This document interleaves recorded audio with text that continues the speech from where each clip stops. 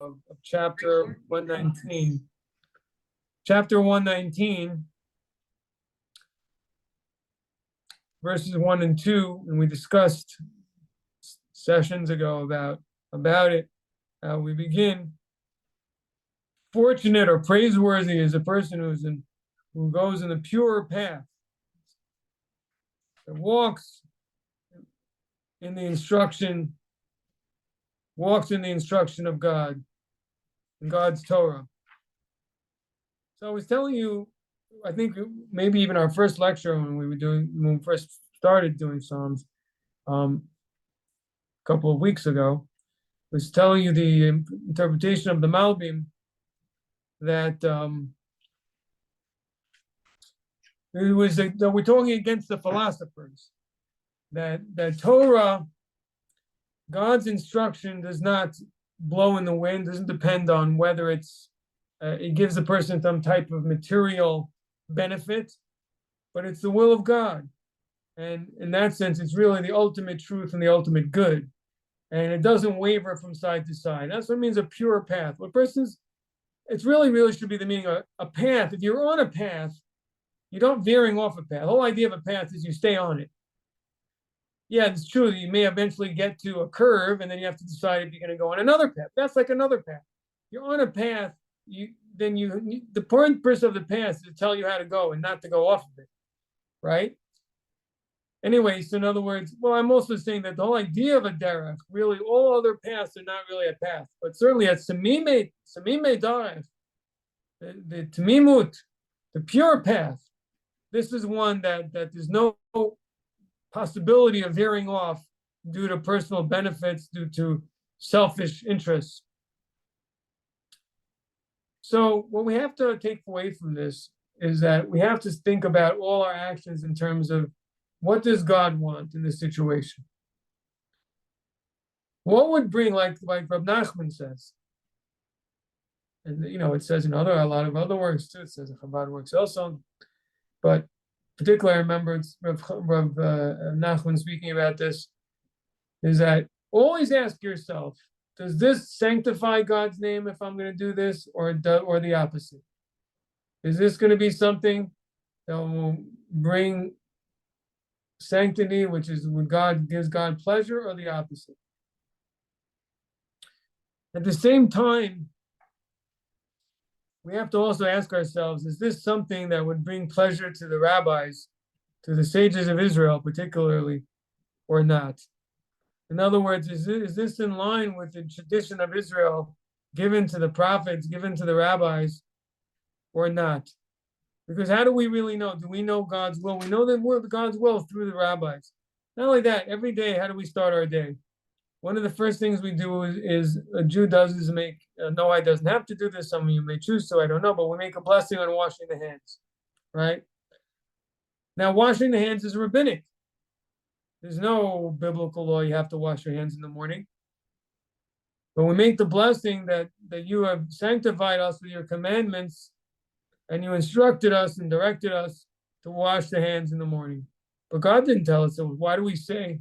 And the same thing with the Hanukkah candles and other commandments. We make a blessing, and at the Sabbath candles, once again, also, we say that you sanctified us and you commanded us, but God did not. The rabbis did. So obviously the answer is that God has authorized the rabbis, and God's will is done through the human and through the tradition given to Moses, through Moses' prophecy, and then through the interpretation and articulation of the sages, the rabbis, from generation to generation. And this is God's will. This is what God wants. God wants us to follow them. And so the true pure path is to follow in the path of the sages.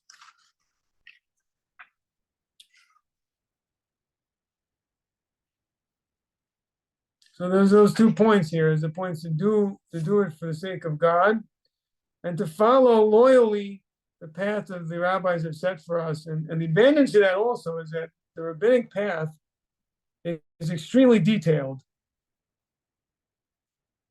And you're able to, because really these two things go together. For example, a person may not know what God wants in a certain situation. And obviously a person has a lot, we have our own self-interests and feelings. It's very hard for us sometimes to be objective and really know the right thing. So we can ask a rabbi, we can ask a Torah sage, a close colleague, someone that we trust, and they can tell us because they don't have that personal interest, that personal that we have. It's not their situation. They'll be able to help us and direct us. So it's really key. In other words, in order to get to level 1, to do what God wants, we need the second part, which is counsel, rabbinic counsel. It's very important. And thirdly, to know what is correct and what's not. This is the halacha. This is known through Jewish law. All the minutia of Jewish law, we can find an answer. We can find instruction. We can find examples of how, in every particular situation in life, what is it that fits into God's will? What fits into God's moral structure and God's moral instruction. Now, interesting that the second verse that we spoke about also before, it says, "Fortunate and praiseworthy are those who watch and guard your testimonies with all their heart they seek it." I was thinking that this verse may allude to the Sabbath, also other holidays, right? But the testimonies, what's the first testimony? One of the first testimonies is the Sabbath. Keeping the Sabbath, the Jewish people, the children of Israel testify that God created the world. It's one of the reasons that by the benediction, by the Kiddush, we stand. Because a witness stands when he bears testimony. So I thought that's interesting because here in this verse it says a person who guards testimonies, and the idea of guarding makes sense with the Sabbath. In other words, you're guarding from doing work. You have to guard yourself from all the different prohibitions, and there are a lot of them. Of how to keep the Sabbath is not an easy task. Cheyenne probably knows all about it. She's learning the laws now, probably, I assume. She knows all about it. There's a lot to know there. I just learned something new this past week, which I should have probably known. But anyway, there's so much you have to keep studying about it. My point is that the idea of that fortunate, Ashrei Notre Eidosav, that fortunate and praiseworthy are those who guard his testimonies, I think is an allusion to the Sabbath. And then it says, with all his heart he seeks them, again is the Sabbath. In other words, person should remember and yearn for the Sabbath all week. So why am I telling this to B'nai Noach? Well, I think it's a good approach to this verse, but I think there's a general idea that can be sought over here, and that is that first of all, we discussed last time about in what way the Noahide community can connect to the idea of the Sabbath through the appreciation of the natural world and not wasting it and being respectful to nature and recognizing that it belongs to God. And also, I also mentioned it also matters about adultery and so on, since it has to do with separation of species, incest particularly, obviously, as to the boundaries God has set in the world. In other words, basically what I'm saying is, to a certain extent, a lot of the 7 laws, in a certain sense, not as clearly as the Sabbath, but from a certain perspective, bear testimony that God created the world. Because in other words, look, the point is, when we violate these things, we're saying we're our own master and there's no creator. But when we say no, there are boundaries and there are things I can't cross, that's because there's another master. That's because there's a creator and he made the laws. So in other words, for example, again, I mean, nature, the natural world and abusing it, that's more obvious. But in terms of theft or in terms of, as I said, adultery or incest, so he was showing that there's certain boundaries that God put in the world. And it's not up to me. I have no right to break them and make my own rules. I have to respect those boundaries that God set. And so in that way, it's a testimony of God creating the world. I guess really theft is a little bit maybe less so because it reflects human possession. Murder is another one. Murder also reflects the fact that it's a recognition that another human being, number one, that he's a creation, that God created him, and I have no right to take to take his life away. That's not, I'm not the master over that. It also could be a recognition of this particular divine nature of the human being. And it also obviously reflects the end of creation, the sixth day in which God created man. So in that way, murder is also a certain way of respecting that and restraining oneself from that in all its different offshoots, also is something that reflects God created the world.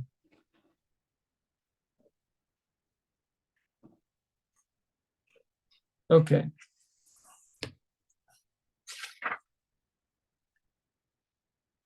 The third verse says, and also they did not commit any injustice. They walked in his paths.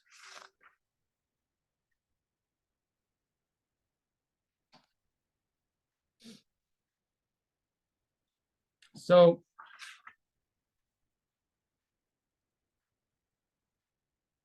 it's interesting. Rashi says too an interesting point, which is I was thinking to say a little bit something different, but Rashi says again. It's interesting.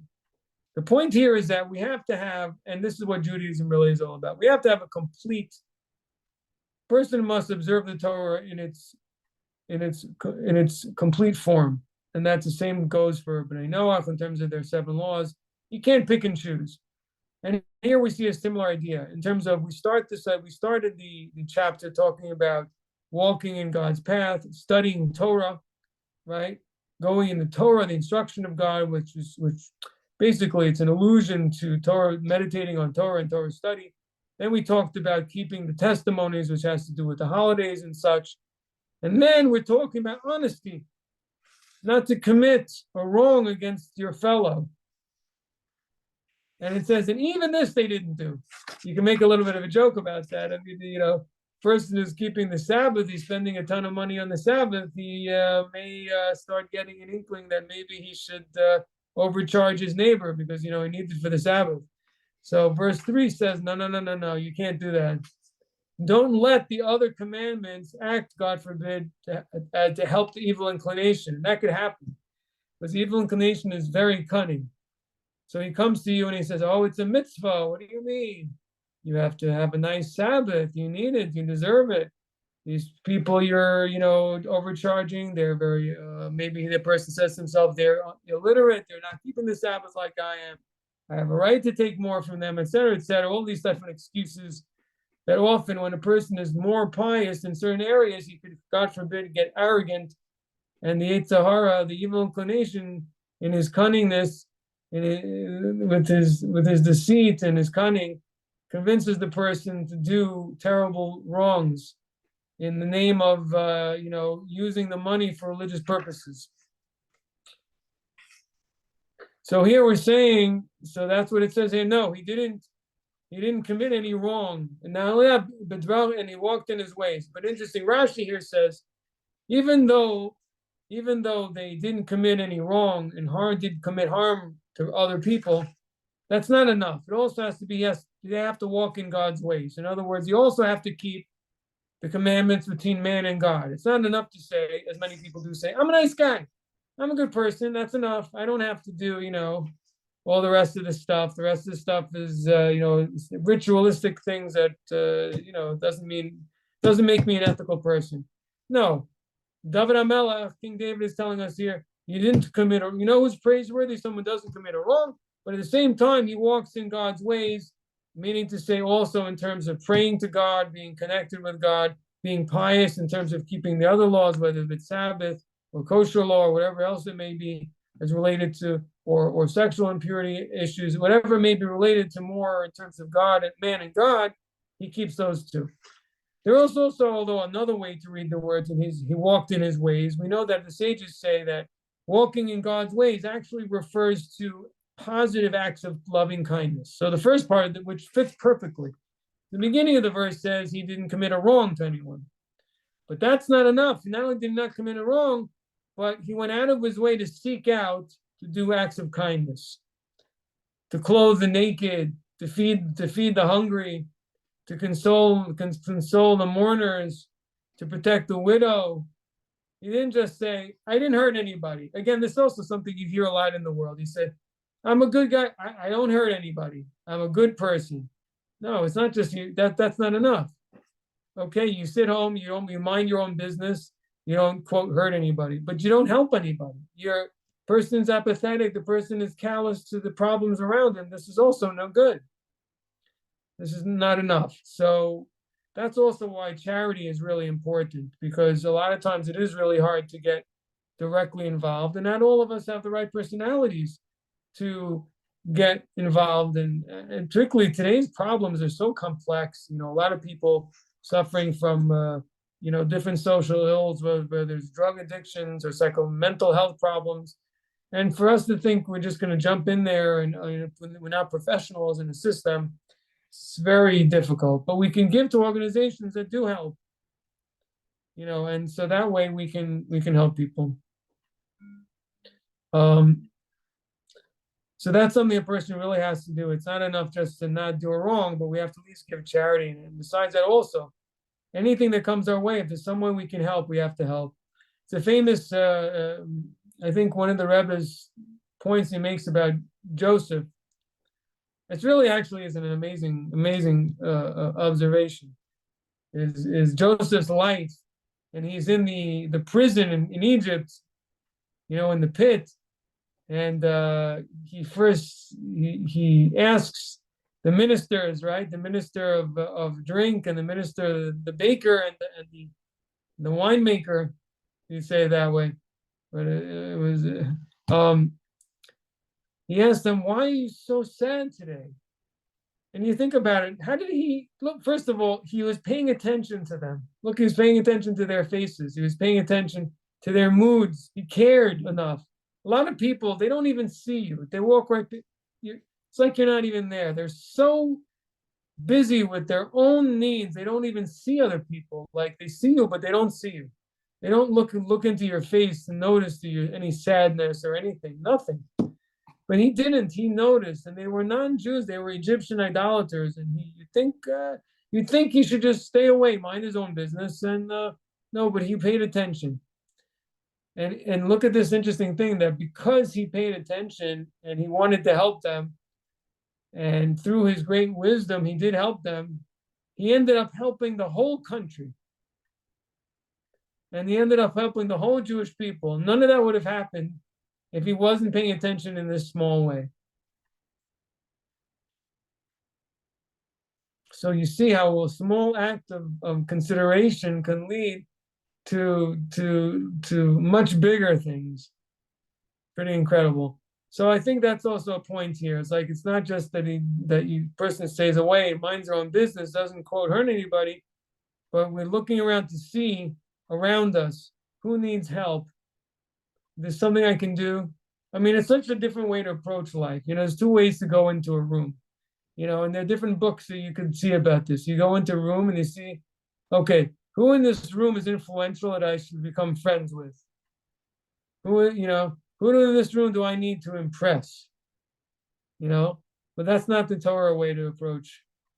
Not in my opinion. The right way is, Hashem will take care of that part. Question is, who needs my help in this room? Who looks like they're lonely? They need somebody to talk to.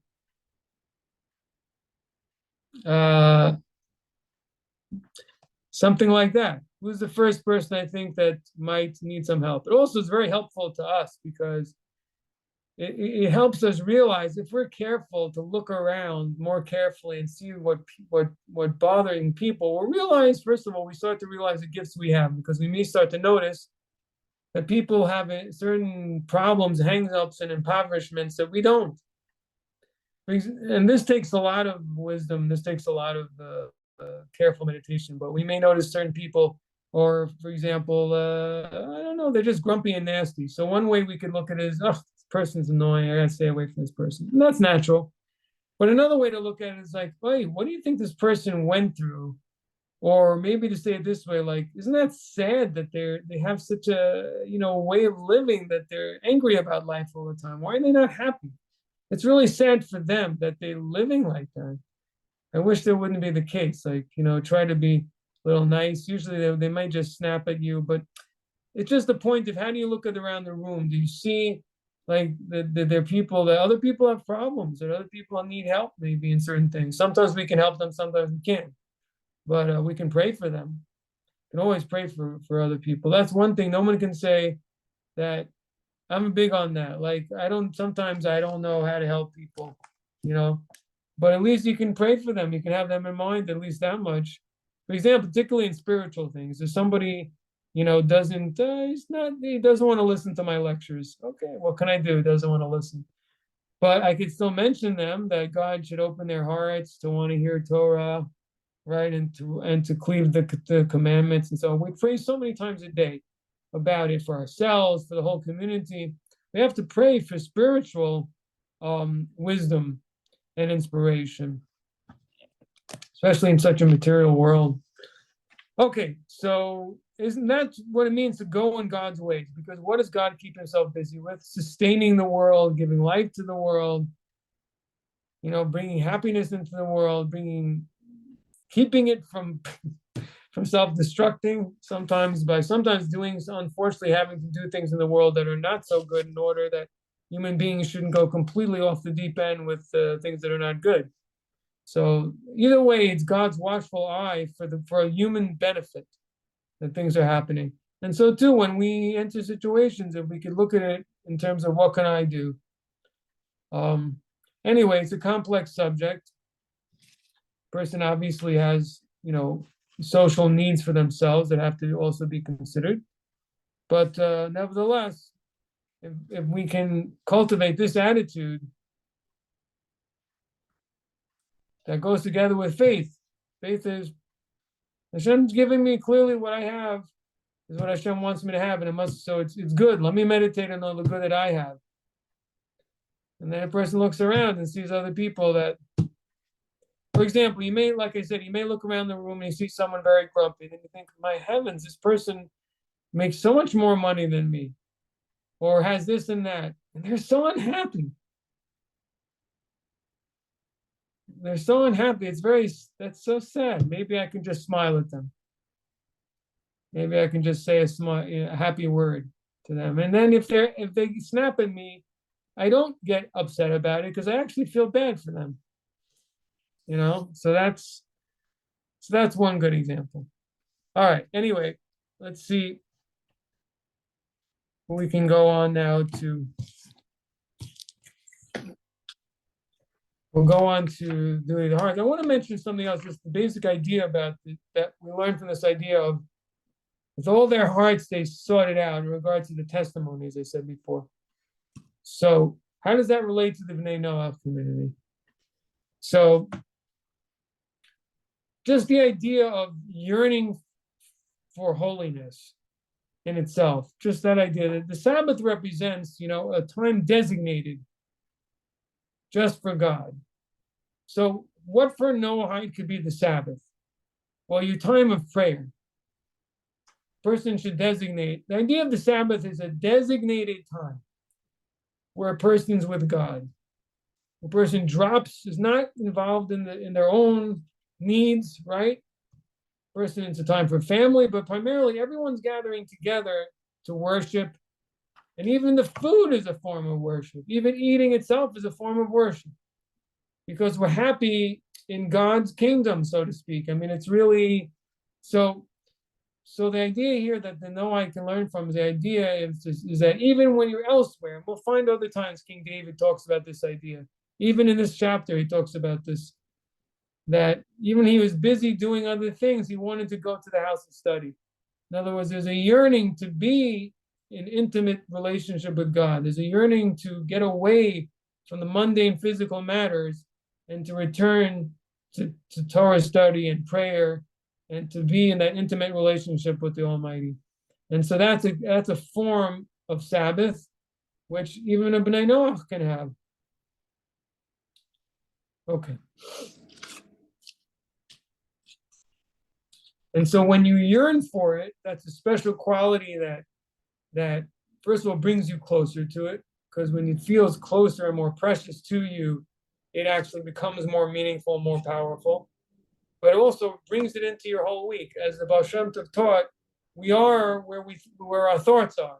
So when a person thinks about the moments that by his book, you're thinking that you have your book of, I don't know, maybe you have your Chumash someplace, your Chumash, you have your little corner in your house with your book there, and you're thinking, what a nice time I had in the morning. I like this evening. I'm waiting for when I can go back and sit there with my tea, and I'm going to open up my books again, or maybe I'll have a lecture with the rabbi that I'll be listening to, soon. And the point is, it should be a precious moment to you, a precious time that you remember that you're looking forward when you'll be there again. It's kind of like when a person has a time with their beloved, whether it's their spouse, it's their child, and then there's few minutes maybe that they can spend just talking together, and how meaningful that is. This is also, there's a time with God as an intimate time where you can sit with him, and then God speaks to you and gives his great wisdom, and even beyond the wisdom, just the intimacy with him. So that's the idea. With all their heart, they seek him out. That's the idea of that. Okay. I was thinking how long we should do this introduction, if we should maybe just jump in, because it's very long. And we kind of get the idea a little bit. The point that he's making is that there's a form of wisdom that has not been paid enough attention to, that he wants to expose us to, and he wants that we should learn it really, really well.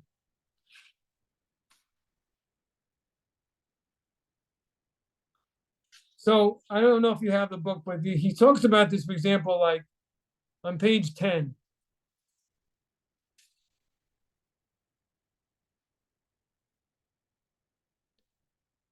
We see on page 10 is actually in the English is page 11. That's how I have it in my book. So in the Duties of the Heart, the Feldheim version, introduction, page 11, he says, I examined these writings and did not find among them a book devoted to the knowledge of the inward life. I found this field, the knowledge of the duties of the heart, to be a neglected one. No one had ever written a book about its foundations. So this is really the key point. He's talking about here about all the different types of wisdoms and what's the word, and the different studies, and he found even within Torah that this particular subject matter was not really focused on. There was no work that was written about it in depth. And he said, I have to do something about this, right?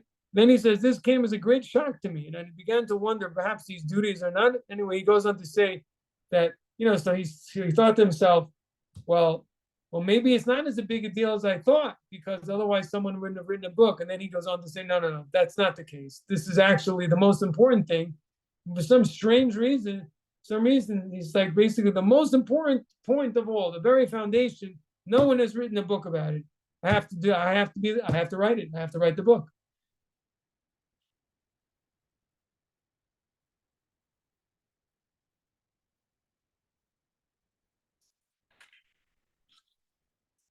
So this actually is very, very interesting. Let's see. Maybe we'll do this here. All right, let me see some things that maybe we should just do quickly. So on going back and forth a little bit, on page 7, he explains this distinction. He says, the wisdom of the Torah can be divided into two parts. Knowledge of the duties of the limbs, i.e. wisdom that is manifested externally, and knowledge of the duties of the heart, duties which belong to the hidden private realm of the heart. It is wisdom of the inner life. And then he explains that. I don't know if we have to really get into that, because that's something that's a separate topic. So we go on to the next paragraph there on page 7, bottom paragraph. It says, all of the commandments are either positive or negative. There is no need to explain this in regard to the commandments that involve the limbs, so they are known by all. I will mention, however, a few of the positive and negative commandments which occurred to me from among the duties of the heart. These will then serve as example to all the rest. So this is important. Let's get to this. Examples of positive commandments from among the duties of the heart are to believe that the world has a creator. One. Two, who brought it into existence from non-existence. So this is a very important point. Very, very important point. Which I think in a certain sense, hey, there we are. Okay, is something that even those who are monotheists don't necessarily believe. But I think everyone in this room gets this already, so I won't spend too much time on it. But the idea that you can say that God created the world and not necessarily realize that that means God created being itself. That without God, there's just nothingness. In other words, a person could think there's one God who magically popped things into being. In other words, is God a magician who like spoke and then things came about, which is kind of like something from something? Or there was just nothing. There wasn't even an idea. There was, I mean, it's even hard to really fathom that far. There wasn't even not only there was nothing physical, there wasn't an idea, there wasn't an emotion, there wasn't space, there wasn't time, there was nothing. Nothing defined as we know it existed. And God made all those things. So, I mean, everyone in this room knows this already, but I'm just bringing it out that because I think in other religions, it may not be so clear to everybody in the other monotheistic religions that this is not, for example, I may be wrong about, but this idea of this distinction, I don't want to talk really too much about it, but like, let's talk about like God as a ghost. I mean, the idea of a ghost itself is like, a ghost is a being, it's a defined thing. I don't really know much about the Christian ideas about it, but I just know the wording to call God, part of this three thing is as a Holy Ghost. The idea of a ghost itself is problematic because that's a defined existence. So that itself does not jive with Judaism or what our author just said. Meaning to say God created all existence from non-existence, which means, in a certain sense, from God is both in existence himself and a non-existence, if that makes any sense. Meaning to say God is even before existence. Meaning to say God is before any definition whatsoever, which is impossible for us to fathom. Can't understand what that means, but that's the problem. A ghost is something we can understand. It's like, what was that show when I was a kid? I forgot the name of it, but the ghost, he's like a cloud. He's like a cloud of mist. I forgot the name of this cartoon with a ghost in it, but you get the idea. The point is that's a defined. It has some definition. That's a problem already. So to say God is a ghost, that's it. Thank you, Casper the Friendly Ghost. That's the one. Yeah, I forgot the name. So the point is that the idea that a monotheistic religion can call the God of the Bible a ghost is showing they don't understand what they're talking about. They don't understand what God is, and then they're missing it. Then there's something then God is already a creature, so they're missing. He's defined. He has something. He's like the air. He's just not a physical like a body, but he still has definition, and that's not him either. The only thing we can say about him is we can describe his attributes, right? We can't say what he is. And by saying a ghost, you're defining his being. And that is impossible. That's heresy. That itself is heresy. That itself is wrong. Only the soul understands God. When we talk about God, we mention his name and you feel a little inspiration because the soul inside knows what you're talking about. But human mind, the physical, doesn't know anything. And even then, we don't really know. Even the soul doesn't know. The angels only know of his glory, right? They said, where is the place of his glory? Where's the source of his glory? They're asking because it is as if to say, where is it? It's so beyond them that they have to ask where it is, right? And I'm talking about in the Jewish prayer book. There are certain verses that talk about that the angels and the seraphim are asking, Where is the place of the source of his, in other words, the place of his glory? Blessed be the place of, right? Blessed be the glory of, what is it, blessed be the glory of God from his place, from its source. I mean, this is mysterious words. I mean, it's like a circle. Where is it? It's from his place where it's from. Where, but that just goes to show you how hidden the whole thing is. Even the angels can't express it. Where exactly what.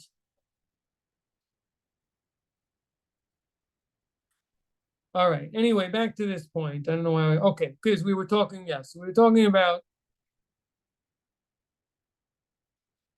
Where am I on this page here?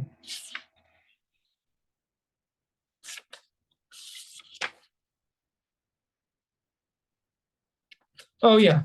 So I was on page 8 on the top. We're talking about different beauties of the heart.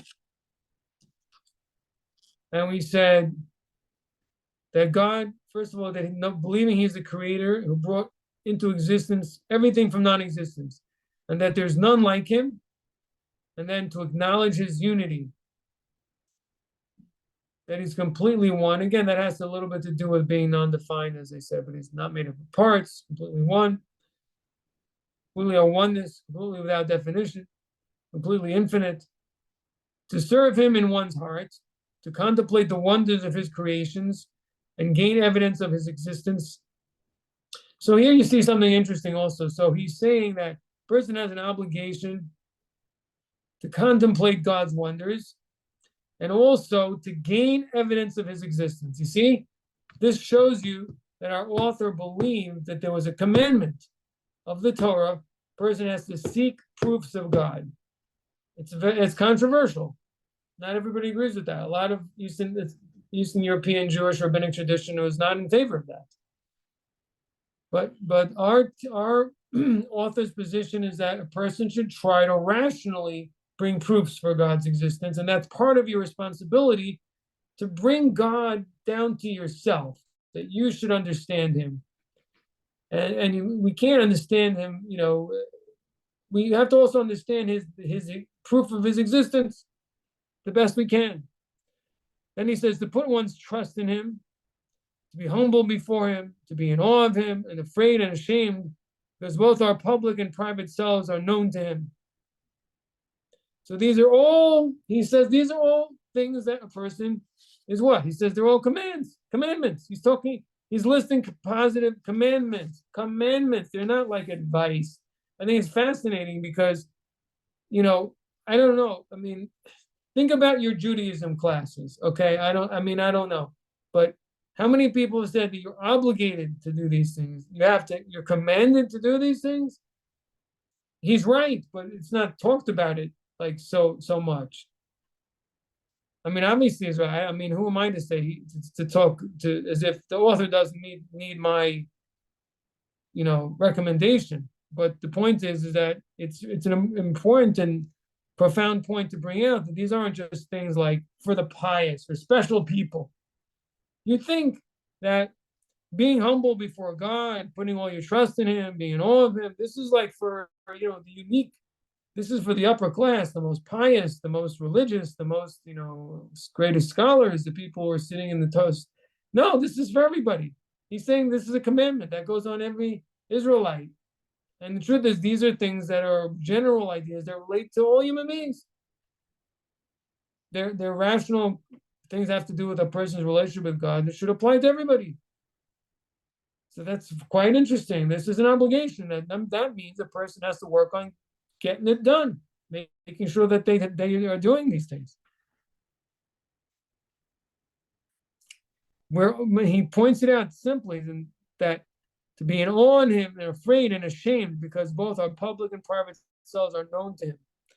Yeah, I have to say it's true. Like when you're standing in the standing prayer, it's you can feel a little embarrassing. It's a little embarrassing, like all our blemishes are known, and you're standing before God.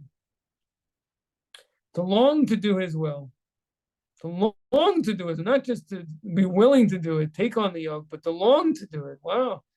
To let all that one does be for his sake, to love him and those devoted to him, so as to become close to him, and hate those who are his enemies, and other similar duties.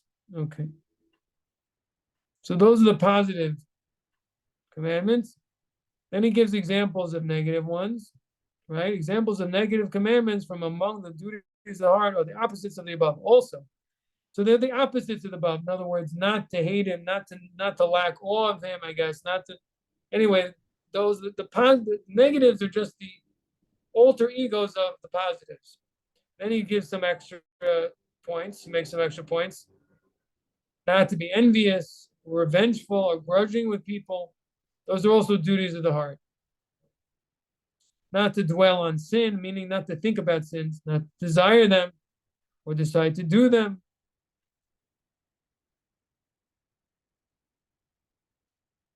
And similar matters of conscience, which only the Creator knows of. And it is written, I, God, search the heart and test the mind. Jeremiah 17. The soul of man is a lamp of God, searching all his inmost parts. That comes from Mishle, which is in English Proverbs. All right. So he's pointing out that there are commandments of the Bible, of the Torah, which are really inner, which have to do with feelings, have to do with beliefs, have to do with love and fear, have to do with our understanding and perceptions. They're not doing. There's an idea out there that Judaism is just about action. That's not true. That's exactly his point, because the Talmud takes up so much of its folios with the minutia of halachic action, so people can get their idea that that's what Judaism is, but that is wrong. That is, of course, an important part of it, but there's more than one part. It's a necessary part. I mean, it's kind of like, I always come back to so often the example of a marriage, but there are two elements of marriage. I mean, people need to work together.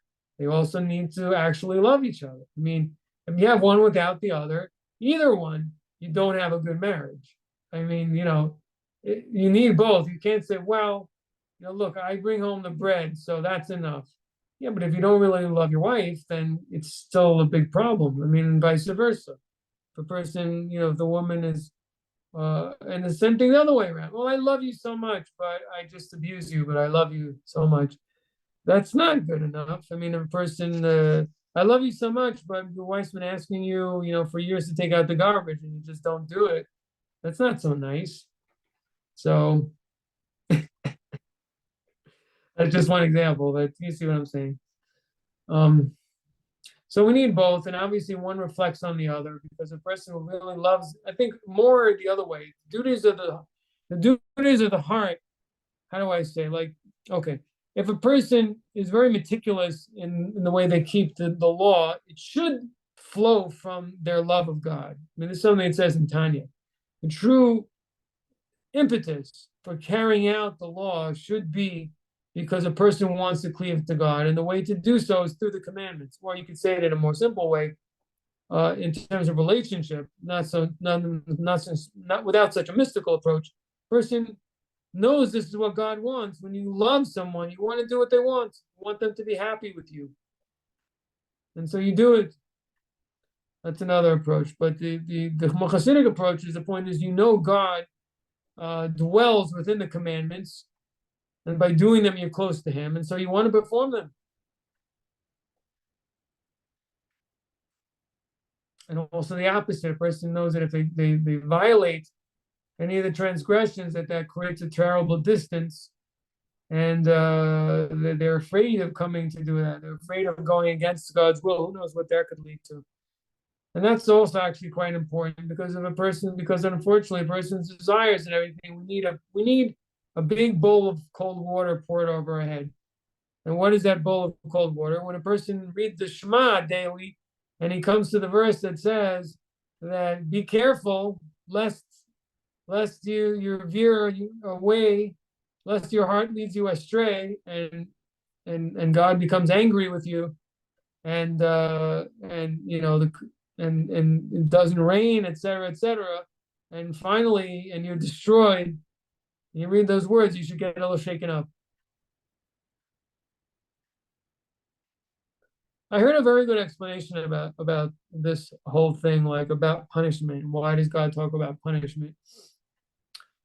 Well, just I mean, it's it's on one foot, and maybe it does reflect me getting off topic. So I'm not gonna spend much time in it, and it's getting late. It is late.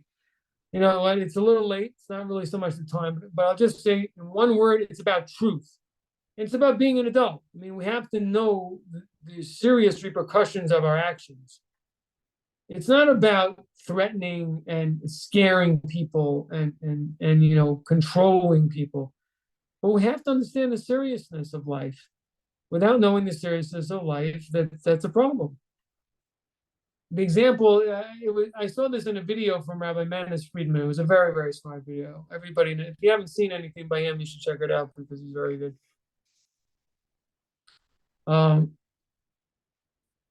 But he talks about the idea of God's punishment similar to a seatbelt.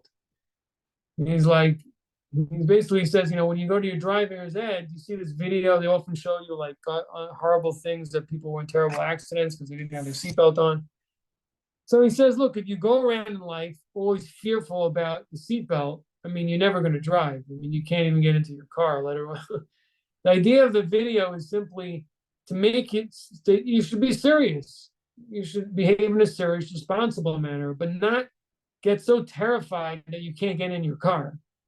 And so that's his point to it. The idea of Judaism is that a person should live life, but live seriously. A person should live and be full of vitality, but at the same time, know that it's also something of deep meaning and weight. And we have to approach it as with maturity. So, okay. Any question? Oh, and oh boy, I didn't stop to ask for questions or comments, and now it's already after 7 o'clock your time. But I apologize. I'll try to remember to stop intermittently next time. But if anyone had a comment that they recall, any thoughts? Anything? Yes, Rabbi, this is Nancy. I have a question. Hi, Nancy. Back on page 7, the bottom paragraph, it says there's no need to explain this in regard to commandments that involve the limbs, for they are known to all.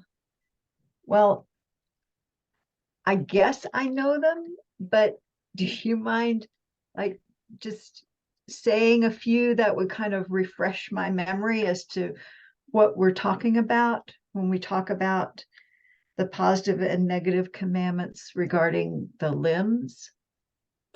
Because I know he's not going to go into it. He's going to go into the commandments regarding the heart. He actually does give some examples above. I think what he meant to say there is everyone understands in regards to physical action the distinction between positive and negative.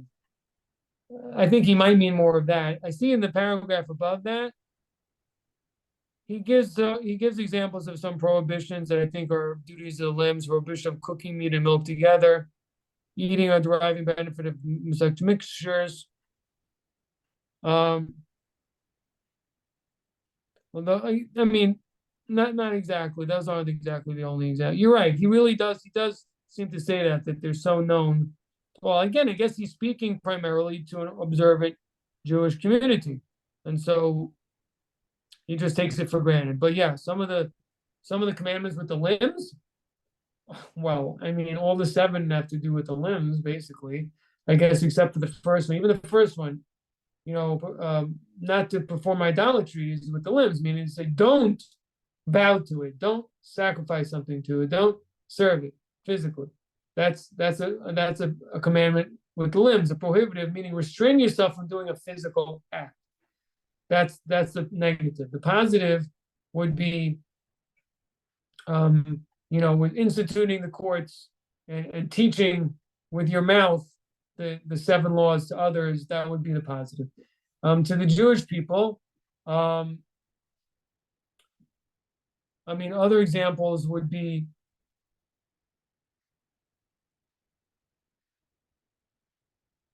again, giving charity. is obviously a foundational mitzvah of kindness, is an act is with the limbs. You're physically handing the person the money or transferring the material funds to another. That's a physical act. And the prohibition would be not to refrain from giving, which is literally, so actually, the prohibition is against not doing. You're not allowed to not do something. Double negative. Yeah, you have to make sure to do something by not refraining from doing something. So those are some examples. I mean, there's That's fine. I appreciate that. I get the No. idea. So it's Getting at things. basically just anything. Yeah, those are all what the limbs mean, things you do physically with your body. That's what the limbs mean. Thank you. That's all. I mean, obviously, something literally done with the limbs by a Jew would be putting on the tefillin, the phylacteries. That would be literally putting on one of your limbs. But he just means action, moving your body around, doing something physically. Any other questions? Kira, what about you? Are you there? Lori, yeah, everything's understood? And Nancy, Sandy, everything's good? All right, then. I will allow you to continue with your lives. And I will see you, God willing, next week. Thank you for joining me. Thank you, Rabbi. You're welcome. Thank you, Good night. Rabbi. You're welcome. Laila Tov. Laila Tov.